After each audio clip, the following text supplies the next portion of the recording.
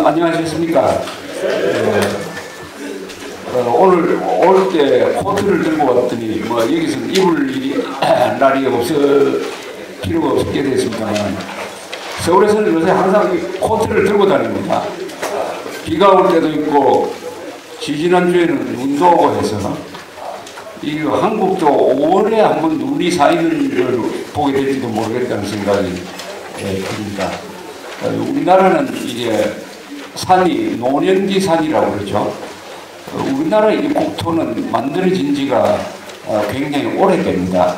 그러니까 몇 억 년 전에 만들어진 국토죠. 그러니까 그동안에 이 침식작용 뭐 등등 여러 작용을 거치면서 노화가 되었습니다. 우리나라 이 땅은 굉장히 늙은 땅입니다. 젊은 땅은 어디냐면 일본, 미국 같은 데가 아주 젊은 땅이에요. 이탈리아도 아주 젊은 땅입니다. 그러니까 늙은 땅은 이 비, 바람 이런 데 많이 깎여가지고 이 능선이 아주 완만하죠. 이렇게 날카로운 산이 없습니다. 근데 일본 같은 데 가면은 기달버스라는 데 가면은 거기 깎아지는 협곡, 절벽 이렇게 많고 또 산이 아주 험하고 그 다음에 화산 활동이 많고 온천이 많고 이런 데는 다 이 젊은 땅입니다. 우리가 이런 데 살다가 보니까 자연과 굉장히 친근합니다. 우리나라에서는 자연이 두려운 대상이 아니라 아주 친구처럼 이렇게 지냅니다.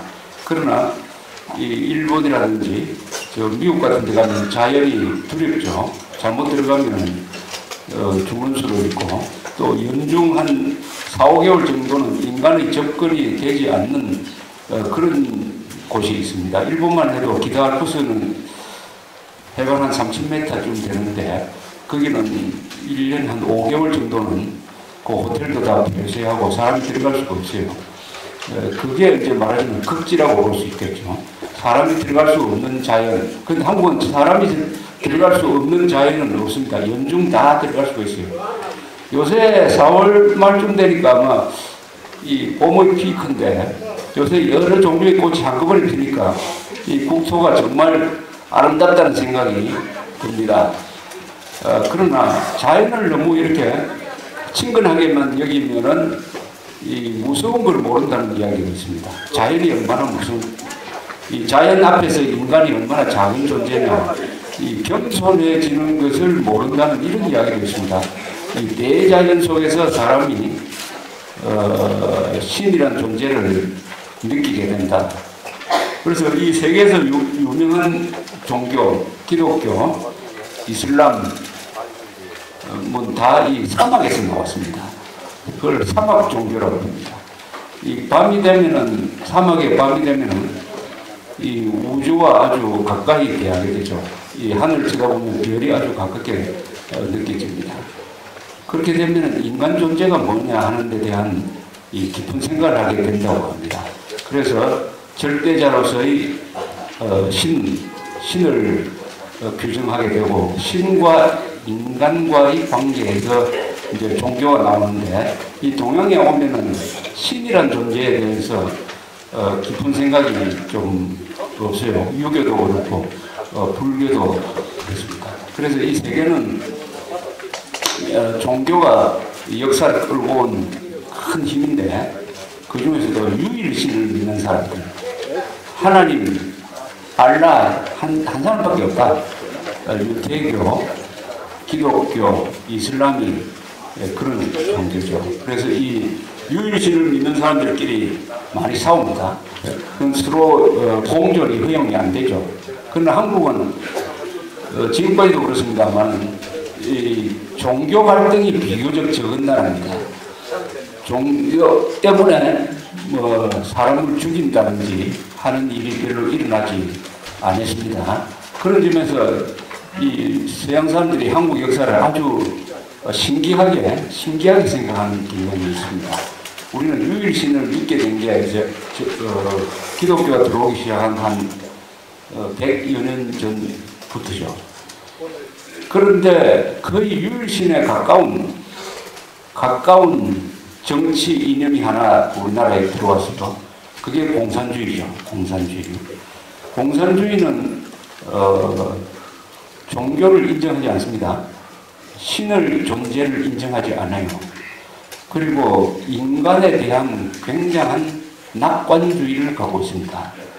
인간의 합리성에 대한 굉장한 신뢰를 갖고 있어요. 그래서 인간이 잘하면은 이 지상천국을 만들 수가 있다. 지상천국을. 그런 이상을 갖고 있습니다. 그러니까 하나님의 자리에 하나의 천국이라는 이상을 하나 갖다 놓고 지난 한 200년 동안 여러 사람들을 세뇌시켰습니다. 그래서 이 공산주의 한번 물들면은 종교적 확신을 갖게 됩니다.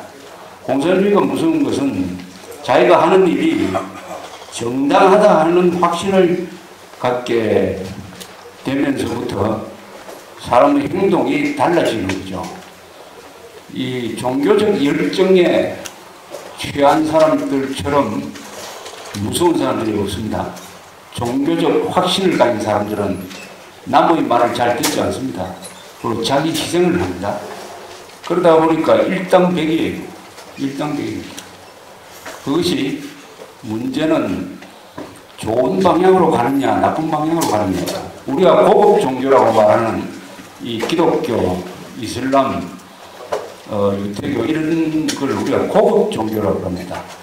왜 고급 종교라고 그러냐. 이 종교가 지향하는 것은 사랑이라든지 무슨 자비라든지 이런 아주 좋은 목적의 지향점을 갖고 있다. 그래서 다른 종교와 달리 그 종교에 다소 문제가 있더라도 결국 이 종교는 인류의 큰 발전을 가져왔다 이렇게 높게 평가를 하면서 존중을 합니다. 근데 공산주의라는 이 또 다른 종교는 이상향을 내세웠는데 실천론에서 그게 도달하는 실천론이 아주 고약합니다. 목표를 위해서는 수단 방법을 가리지 않는다. 목표와 수단을 정당화한다. 혁명이라는 목표가 좋으면은 거기에 이르는 데 있어서 살인을 해도 혁명을 해도 강도짓을 해도 거짓말을 해도 그것은 정당화된다 하는 이런 악마적 논리를 거기에 담았습니다.